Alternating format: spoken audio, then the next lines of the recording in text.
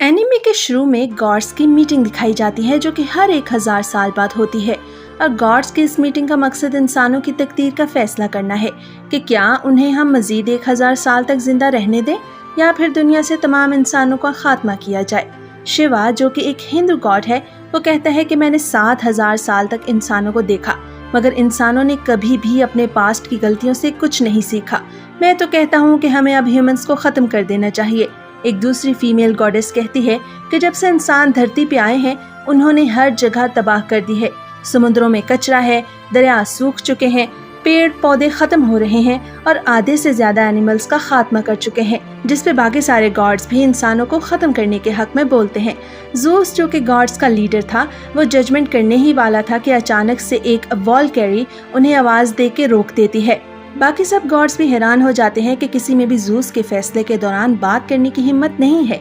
तभी ब्रैनहिल्डे जो कि हाफ गॉड और हाफ ह्यूमन है, वो ज़ूस से कहती है कि क्या आप भूल गए कि इंसानों को भी हक है अपना डिफेंड करने का। आप इतनी आसानी से इंसानों का खात्मा नहीं कर सकते। क्यों न इंसानों को खत्म करने से पहले उनसे एक आखिरी टेस्ट लिया जाए, एक फाइनल चैलेंज जो इंसानों की तकदीर का फैसला करेगा। क्यों न हम 13 गॉड्स की 13 सबसे पावरफुल ह्यूमन से 1 वर्सेस 1 फाइट करवाएं। अगर ह्यूमंस सिर्फ 7 फाइट्स भी जीत गए तो गॉड्स अगले 1000 सालों तक ह्यूमंस को खत्म नहीं करेंगे। ब्रैनहिल्डे की ये बात सुनकर सारे गॉड्स जोर जोर से हंसने लगते हैं क्योंकि गॉड्स बहुत पावरफुल होते हैं और इंसान जिन्हें गॉड्स ने ही क्रिएट किया हुआ है वो भला गॉड्स का मुकाबला कैसे करेंगे। ज़ूस कहता है कि लाखों साल बीत गए, आखिरी बार फाइट किए, चलो इसी बहाने कुछ एंटरटेनमेंट भी हो जाएगी मेरी। फिर वो गॉड्स वर्सेस ह्यूमंस यानी रैग्नारोक के मुकाबले का ऐलान करता है। ज़ूस ब्रैनहिल्डे से कहता है तुम्हें इजाज़त है, तुम अपनी मर्जी के कोई भी 13 इंसान सिलेक्ट करो जो कि एक गॉड के साथ फाइट कर सके। ब्रैनहिल्डे कहती है कि मैं इंसानों की शुरुआत के 70 लाख सालों से लेकर अब तक के 13 ऐसे इंसान सिलेक्ट करूंगी जो कि अपने समय के सबसे पावरफुल फाइटर्स थे और फिर इसके साथ ही गॉड्स की असेंबली का एंड होता है। अगले सीन में बैटल अरीना दिखाया जाता है जहाँ एक तरफ गॉड्स और एक तरफ ह्यूमंस थे। अरीना का रेफरी फाइट्स के रूल के बारे में बताता है कि मैच का बस एक ही रूल है कि गॉड और ह्यूमन ने आपस में तब तक लड़ना है जब तक इनमें से किसी एक की मौत ना हो जाए। फिर उसके बाद फाइटर्स को अनाउंस किया जाता है। गॉड्स की तरफ से पहला फाइटर था थॉर जो कि गॉड ऑफ थंडर है।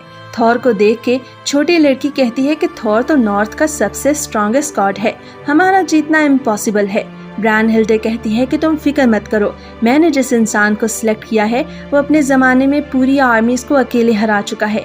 फिर उसके बाद इंसानों की तरफ से जो फाइटर आता है वो काफ़ी मैस्कुलर और ख़तरनाक नज़र आता है। वो घोड़े से उतरता है तो आसमान से एक वेपन उसके पास आता है। इस ह्यूमन फाइटर का नाम लुबू था। फिर आखिरकार लाखों सालों से जिस बैटल का इंतज़ार था वो शुरू होती है। लुबू और थोर दोनों एक दूसरे की तरफ बढ़ने लगते हैं। लुबू थोर पे पहले अटैक करता है मगर थोर लुबू के अटैक को ब्लॉक करता है। फिर उसके बाद थोर लुबू पे अटैक करता है मगर लुबू भी थोर के अटैक को इजीली ब्लॉक कर देता है। गॉड्स ये देखकर हैरान हो जाते हैं। ज़ूस कहता है कि थोर तो बस लुबू के साथ खेल रहा है। फिर उसके साथ थोर सीरियस अटैक करने की तैयारी करता है मगर उसके अटैक करने से पहले ही लुबू अपने वेपन से थोर पे अटैक कर देता है जिससे थोर जख्मी होता है और उसका खून बहने लगता है। तमाम गॉड्स और ह्यूमंस ये देखकर बहुत सरप्राइज होते हैं कि आखिर लुबू जो कि एक इंसान है उसने कैसे एक गॉड को इंजर्ड कर दिया। फिर उसके बाद लुबू की स्टोरी दिखाई जाती है। असल में लुबू बचपन से बहुत पावरफुल था। उसे स्ट्रॉन्ग ओपोनेंट की तलाश थी जो उसकी टक्कर का हो। उसके रास्ते में इंसान हो या खतरनाक जानवर, वो हर एक से फाइट करके उसे हरा देता था। यहाँ तक कि पूरी आर्मी इसको वो अकेला हरा देता था। फिर एक दिन अचानक से लुबू पकड़ा गया। लुबू बहुत डरा हुआ लग रहा था। वो अपनी जान की भीख मांग रहा था मगर अचानक से उसको नींद आने लगती है और वो कहता है जल्दी करो, मैं बोर हो रहा हूँ। इसका मतलब लुबू बस ड्रामा कर रहा था। असल में लुबू अनगिनत जंगें जीत के इतना स्ट्रांग बन चुका था कि पूरी दुनिया में कोई भी उसे नहीं हरा सकता था। यही वजह थी कि लुबू अपनी जिंदगी से बोर होकर मरना चाहता था। उसके बाद फिर से वापस फाइट का सीन शुरू होता है। लुबू का दोस्त कहता है कि मैंने कभी भी लुबू के चेहरे पे स्माइल नहीं देखी मगर आज लुबू बहुत ज्यादा खुश है क्योंकि आखिरकार उसे अपनी टक्कर का ओपोनेंट मिल गया जिससे वो अपनी फुल पावर के साथ लड़ सकता है। लुबू और थोर दोनों एक दूसरे पर अटैक करने लगते हैं कि तभी लुबू का वेपन ग्लो करने लगता है। ज़ूस और बाकी गॉड्स समझ जाते हैं कि लुबू का ये वेपन कोई आम वेपन नहीं है बल्कि ये एक वॉल्कैरी है। दरअसल वॉल कैरीज में एक खास किस्म की पावर होती है और वो खुद को किसी भी डिवाइन वेपन में ट्रांसफॉर्म कर सकते हैं, क्योंकि सिर्फ एक डिवाइन वेपन से ही गॉड्स को हराया जा सकता है और कोई नॉर्मल इंसान डिवाइन वेपन यूज नहीं कर सकता। लुबू अपने डिवाइन वेपन से थॉर पे अटैक करता है।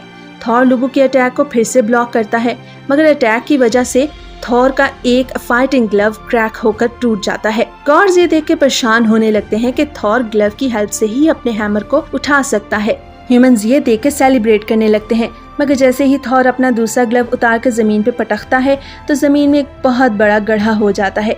असल में ये ग्लव्स थॉर की पावर को कंट्रोल करने के लिए थे, मगर अब थॉर अपनी फुल पावर में फाइट करने के लिए तैयार था।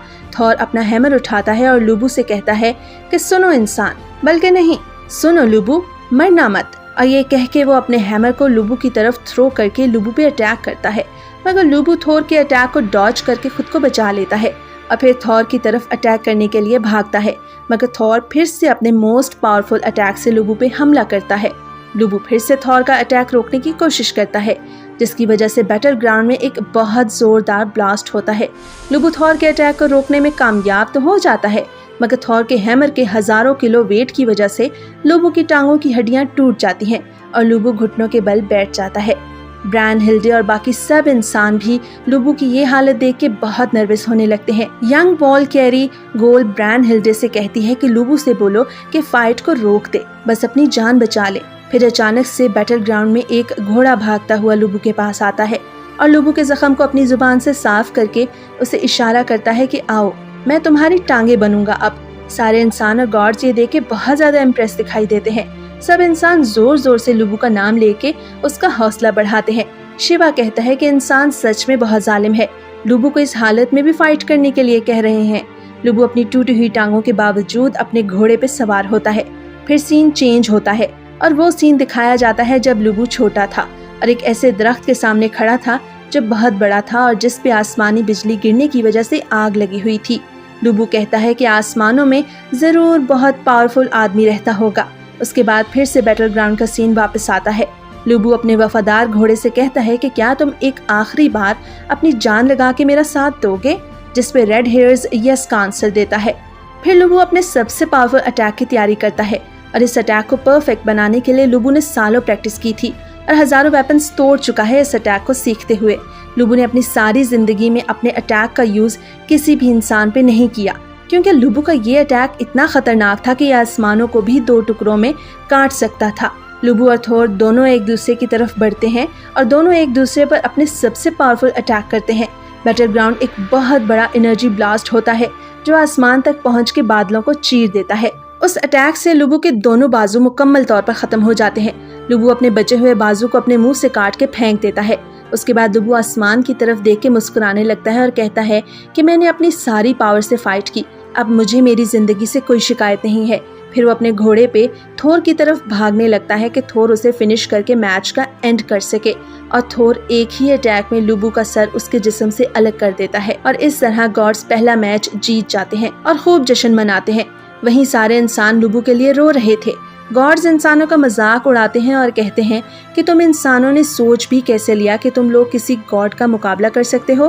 ब्रैनहिल्डे भी गुस्से और गम में वहां से चली जाती है ताकि अगले मैच के लिए अपना फाइटर चुन सके, क्योंकि इंसानों के पास अब भी 12 चांसेस बाकी थे। और ये एपिसोड यही खत्म होता है। इस एनिमी का अगला एपिसोड काफी इंटरेस्टिंग होने वाला है।